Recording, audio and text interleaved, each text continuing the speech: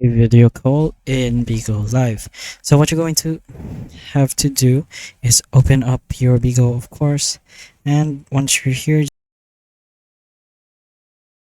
go ahead to your chats, and once you're in your messages, just go ahead and choose the person you want to video call. So as you can see over here, once you go ahead and press a conversation, there should be a camera thing over here, which is the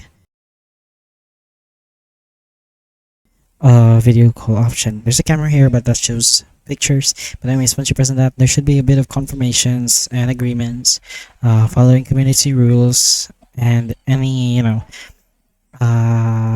prohibited violence and whatever. But once you go ahead and agree, you should be able to do a video call with someone. And yeah, hopefully this video does help you. And if it does, please like and subscribe for more videos like this. And that's all. Thank you.